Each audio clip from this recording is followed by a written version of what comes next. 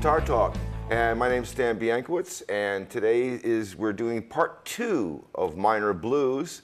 To my right is the infamous Ken Unack, and to the left is the more infamous Mark Armstrong, being more Armstrongy than less Armstrongy. Well, let's kick it off, Ken. Where did we leave off? Well, we left off, we were looking at these triad voicings in E minor, simple triads for playing the blues. So we want to continue on from there, using the same voicings but being a different key. So let's start off with set up that E minor feel again. Okay. And we'll go from there. 1 and 2 and 3.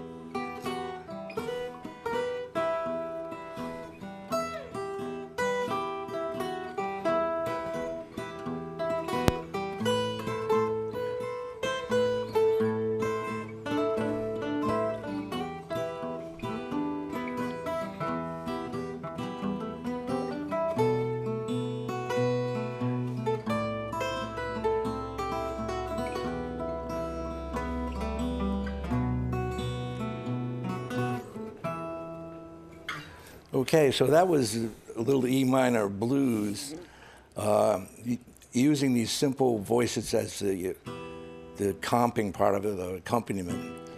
Now, this was to recap what we talked about last week, this was actually a D minor, open position D minor voicing that we move up here, and it's now E minor, the first 3 strings. We add the E in the bass. Well, if we change the bass note to an A and hold the same voicing, the voicing now becomes B, E, and G, or the upper structure of an A9 chord. Right, that's right. Okay? Now we move the same fingering 2 frets higher, keep the A bass, and we have C sharp, F sharp, and A, which is the upper structure of an A6 chord. Kind of like finding the right note and then just in a solo and just holding it right across the changes, and it becomes another note, but it's still within the next chord change. So it still lives in the next chord change. So it's actually uniform to all 3 chords. Can we take just a quick step sideways and just explain upper structures a Oh, little bit? okay, Yeah, yeah. just so that people understand. So if we have a scale that we're playing over a chord, so if we have an A chord, A7, we got this scale that we're playing over that chord. Now if we take that scale and go up 2 octaves, now what we can do is we can start to see how the harmony interacts with the scale. Because the harmony, we skip around in notes. We don't go up A, B, C like this. Right. So we're skipping every other note. So if we go from A, we skip over the B, we have C sharp, and then we skip over the D, we have the E. Those 3 notes make up the basic triad. When we do that again, we get to the 7th, when in this case what's called a flat 7. I'm not going to get heavily into that, why that's said. But now to continue past that idea, now what we're going to do is we're going to get into what's called the upper structure part of the chord, meaning these are the notes that are above the basic chord tones but still can be used. So if I take that and go to the next step, I go from G, I go to the B. So now I have G, B, so we have, then I continue, I got D, F sharp, and then finally we're back to the A. So is our that. So now if I take any of these notes and basically leave the A out of them, you're playing an upper structure. So if I take the E, E, G, B, and put the A underneath that, and then now just what Ken was showing us, you put that E minor up there, and you get that. If I take this chord, now notice that this has got the A and the C sharp in it, 2 basic chord tones, but it's got that F sharp in here. And if you notice where the F sharp was way up in that upper structure, so that still would be called an upper structure chord, even though it's got 2 what's called basic chord tones in it. So, and then that's the idea, is we can very often use almost all of the chords from the key above the root of the key as upper structures, and they can create different complex sounds. Now, going back to the basic blues, this doesn't get used a lot. This is more used in the way that Kenneth was describing it, and that was kind of the first use of it. Right. So anyway, I hand it back to you. It was just a quick little aside. That was excellent. And Yep. it Yep. points out why, you know, a lot of guys sometimes ask me, you know, do I have to know theory? And, you know, and they don't want to learn theory. And I don't understand why not, because, you know, the only reason, I sat there one day and said, oh, what is that? Oh, that's like an A6. Okay, well, then you just go, oh, I hear that sound all the time. So we're playing now in A with just these two little, with the same voicing. Yeah. And 12-bar blues to G, same voicing. Back to the A. Right. And we're in major now, so we can play things like this. And put a Robert Johnson kind of turnaround. And you can vary this any way you want. There's a solo around it. But I'm not going far from these voicings here.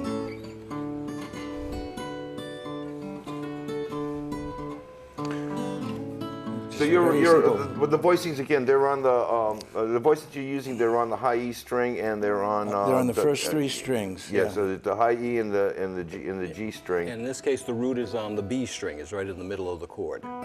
So we got E, G, B. Right. Yeah. But you're eliminating the root. You're leaving that open as a B. aren't you? Yeah. In order to do this acoustically, and call it acoustic blues, which sort of is where it really evolves to, is this type of sound. Right. You're restricted to a couple of keys because we need the open. But sound. you're using the B in the D chord too. Yeah, for the sixth. Yeah, for the sixth note. Yeah. It does D6 to D9 of a structure. Oh yeah. Okay.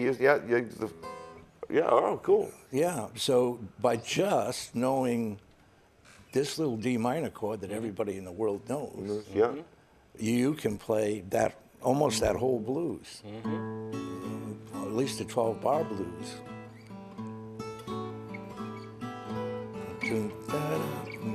Now, one more time. And then the D, open D.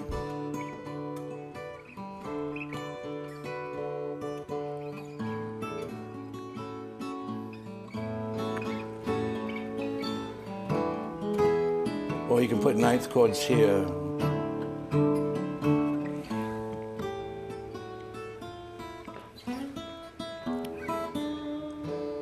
And you've done a nice little blues. You can learn to solo around it, but put a break in there. Or it's just a nice accompaniment. Do that walk down again on the fretboard. Actually, I just realized something. What you had said earlier about the chords, you can do that there, right? So on the. So you can do that same trick over the E and the D, just using a slightly different inversion of the chord. Yeah. So I'm using the C sharp minor and the B minor over the E.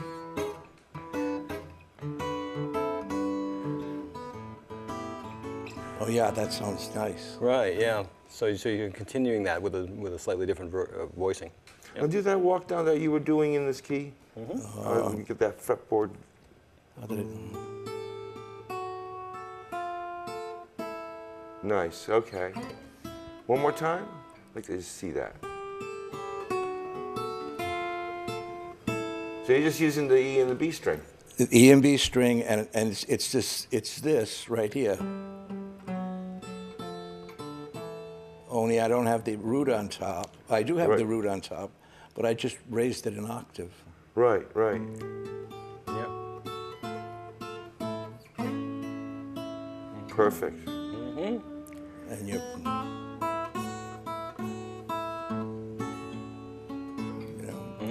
you're into it. But you can do a whole little blues. The only the part, excuse me, that you'd have to work on is a lot of ways to do the 5 to the 4. I do it this way a lot because I get the open E string, make a 9. Yeah. Or I'll put a 9 here, and then a little arpeggio here, go into a 9, and then drop that up. So that's the part you've got to work on, or an introduction. But the whole central section of the tune, you never have to change your fingering.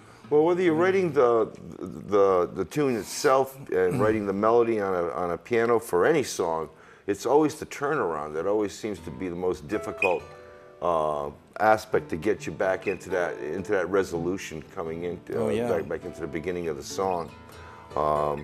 Matter of fact, I remember reading different articles on just turnarounds, you know, just dealing with turnarounds. Oh, yeah. Yeah.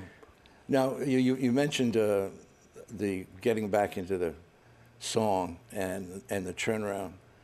And one of the things about the blues, this is a little off the side track, but it's something we need to talk about. You should be aware of. And lately, I've been reading about blues tonality. You know, what actually is the tonality? And in Western music, we have 2 tonalities, really, major and minor. Right. So I've been looking at some like academia, music theorists, articles on analysis of the blues and what it is. And most of them try to interpret the blues in terms of the alterations to the major scale. But there's a couple that argue that the blues is a separate tonality, that it's the 3rd tonality of Western music. And it makes a lot of sense. Some of their arguments are the blues is dominant 7th chord based, and the dominant 7th chords resolve to dominant 7th chords. When we play this E7, and I'm in the blues, it sounds perfectly fine when I go to the A7. We're expecting to hear that 7. Yeah. You know, and Yeah.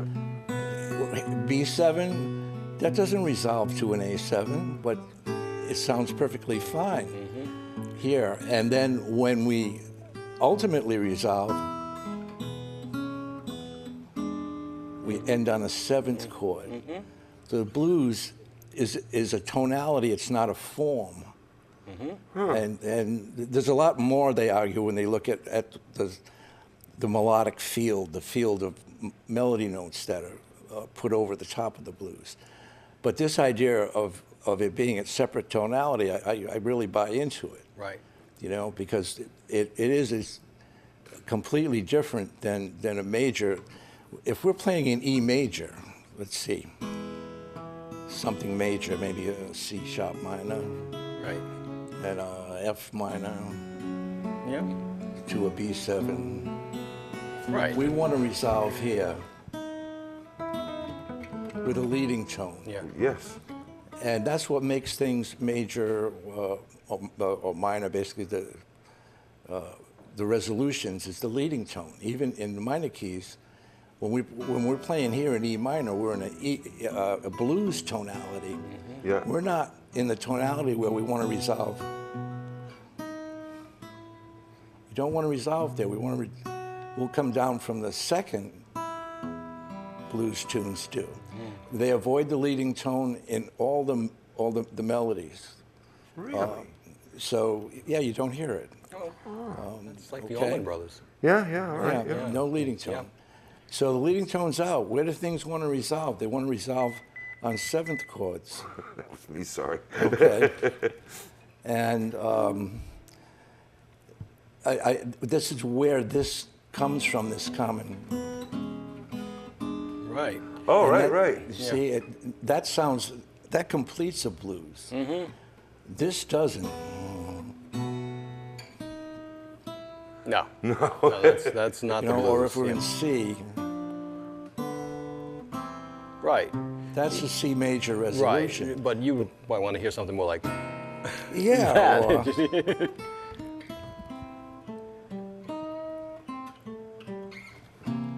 Right, exactly. And you see how that resolves? Yep.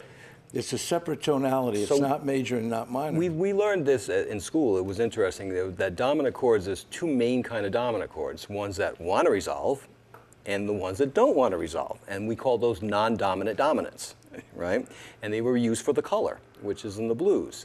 So like in the blues, you know, if you're playing the first 4 measures of an E blues, the last measure is actually different than the first 3 measures because the last measure becomes functional because it's going to the A. Right, so you can actually exploit that. In jazz, they actually will sometimes put a 2/5 there just before it goes to the A, and that really makes it sound like it wants to resolve to the A. The A is non-dominant, dominant because it doesn't go to anywhere, and there's not a D in the song, and that's where A would go to. Sure. And then E going to B, not really where you expected, the B going to the A. So there's a few places where it functions, but mostly it's being used for the color. And I think the functionality is just kind of falls into place because of the way they're using it. I don't think they thought about it, the functionality. I think they were just using the color. And by the way, this kind of fits in, we can analyze it this way. I always look at the blues. One of the things when I teach blues, I say this is one of the most sophisticated uses of notes you're ever going to see, and yet they didn't know any of this. They did this all by ear, and they weren't thinking like this. But to try to explain like what you're trying to do, why the blues, it's a separate tonality. I mean, that's a big deal, right? And yet everyone says, but all you have to do is, you know, just that. Well, yeah, but it's how it's being used and how you're hearing the relationships are very complex. Yeah, and I think it helps, especially what you just said. I think we may have mentioned something about that on an early show. But that in a 12-bar blues, and again, the structure isn't the blues. I'll demonstrate something in a minute. But in a 12-bar blues, that if we're doing a slow change with 4 measures of E, that last E chord is functionally different. Structurally the same, functionally different. So I lost my train of thought here with where I was going. I'm sorry. Where was I going? Let's see. You were. Okay. Yeah. So this dominant 7th chord thing. I think Mark is no dominant 7th chord. Yeah, I think they came upon these things just by ear. Just they didn't sit around talking about tonality or anything like that. Because Tommy Johnson, I think, had to have people tune his guitar. Even though he could play all kinds of stuff, he couldn't tune well. According to someone that used to tune his guitar that they interviewed from back in 1920-something. Wow. Yeah, but anyway, they had great ears. So this dominant chord thing, we take that in the minor blues here. We're looking. You take it towards substitutions, where we're looking in like E minor, and with a flat 6, the C or C7. Yeah. And I think that's where, in the beginning, when you start to hear them playing, the rag time guys would play things like Blind Blake. He might play a C and a C7 for the turnaround to an F to an A flat 7. Well, what is he doing there? Then that can go generally to C, or it can go G7 to C. So you start to hear the beginnings of some jazz in there. Yeah. Well, yeah. You also kind of almost dealing with an augmented. What's C. really happening here? You get a C, an C7, an F. This is a common thing. You really go to F minor, but they're putting in the dominant 7 there, which is really, I'll let Mark talk about this. We're going to go to a G7 next. So G7, what would come naturally? Maybe a D7? So there's really a tritone substitution, isn't it? It's as what we learned with called sub-5s. Yeah, so it's like you have A flat, you have A flat 7. Here's the tritone. So as a D, as an A flat 7, but both of them are resolving that tritone this way. So you get or, and it's just really the root that's changing. And so the chromatic root is a little more dramatic. You know, it's a little less white bread. But that's about it. Yeah, no big deal. And also, like you said, that's kind of hinting at the F minor, because you got the A flat. You're putting that right. same chromatic note. So it's like a lot of these things, like I said, they're very sophisticated how you have to describe it. And yet, I'm sure they just said, hey, you know what? You can move this chord up here and you move back down. It sounds cool. That's the way it had to do it. Yeah. Well, isn't that how we all of us started doing it, right? Yeah. That sounds cool. Let me try doing that again. Exactly. So, yeah, even this origin of the B7, when they drag it up to the C7, for an E, it's really a flat 6. Right. You know, but they put the B in it too. Yeah, why not? It's Oh, there. yeah. Well, and I've heard them drag it up one more to like C sharp. Yeah. Oh, yeah. And then come down. And then after you hear it for so many hundreds of years, it all becomes very natural sounding, regardless of how weird it may have sounded when they actually came up with it. Yeah. Well, what who's the father of the blues? He named himself the father of the blues there. Not W.C. St. Handy. Louis Blues. Yeah, W.C. Handy. Yeah. When he first heard a blues guy, it was an old black guy playing a beat-up guitar in shabby clothes at a railroad station in Tutwiler, Mississippi. And he thought, that's on my list to go to Tutwiler too, my next trip, to where Handy first heard the blues. He wrote that it was the strangest music he ever heard in his life. And the guy played an old beat-up guitar, and he dragged a knife. He was playing like a bottleneck, you know, on the strings. And Handy went off and wrote, I think, Memphis blues, and then he wrote St. Louis blues after that. It really. This is pre-ragtime Handy. Isn't he the Maple Leaf Rag? Handy is No, No, that's Joplin. That's Joplin. Joplin, That's yeah. Joplin. Handy did it. Whatever, them St. Louis blues, I forgot how it even goes. Yeah. Something like that. And then I don't know it off the top. I don't know. But yeah, either. but it's got all, if I remember right, it's got all these flat 13s. It's got that, and there's that 2-1 resolution. It's actually from like a flat 3. I think that's the turnaround in there.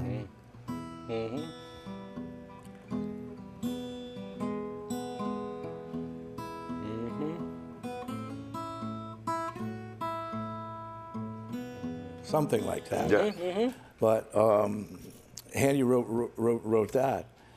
So, and he had it right on.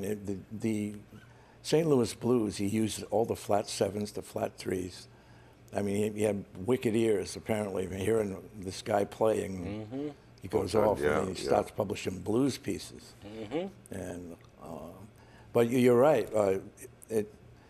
It brings us all the way back to, it's so natural to us now to hear the blues. And it leads to that. It's a separate tonality. Yeah. You know? And it's there in so many songs, like, here's one, House of the Rising Sun. Yeah. Oh, country songs. Martin Country has gotten caught in more pentatonic blues runs. Well, we're all melding. You know, we're all melting together into one, I guess. So if you look at House of the Rising Sun, it's and you know, it's very popular. Everybody loves it.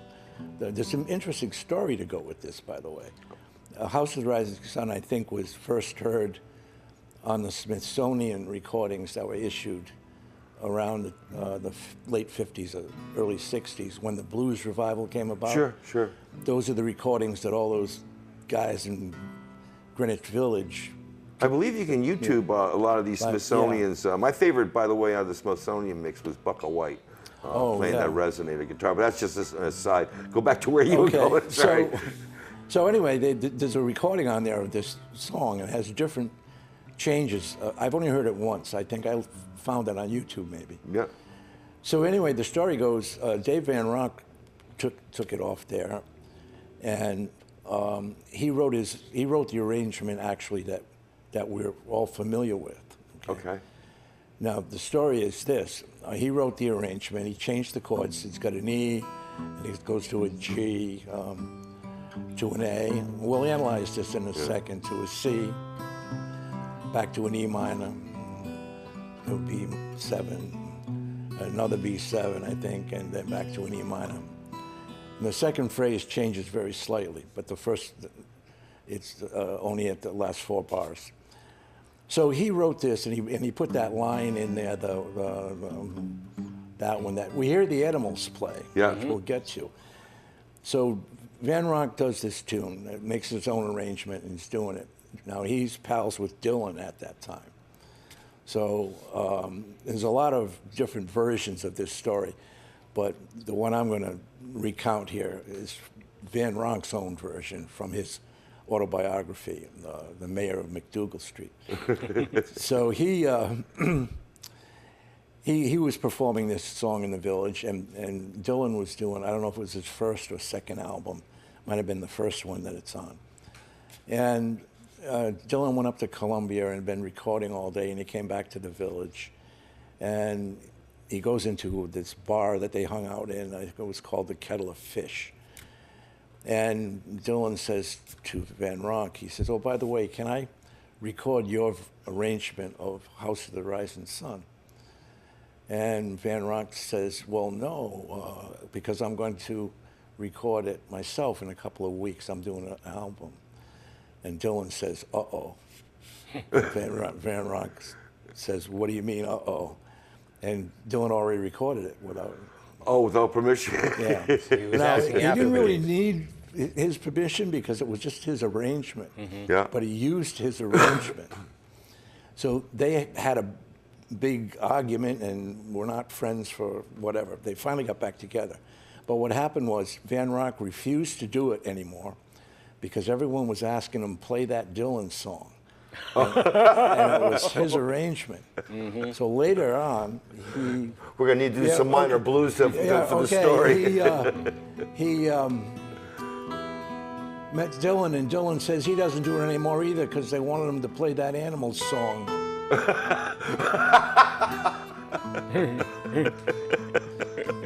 And that's the song, the version we all know. We all know it's the Animals, yeah. Well, they had a hit with it, so. Well, this is going to conclude the second half of Minor Blues. We'll be back sometime soon with yet another tangent of music. I want to again thank Mr. Ken Unmack and Mr. Mark Armstrong for making this a wonderful and successful little series.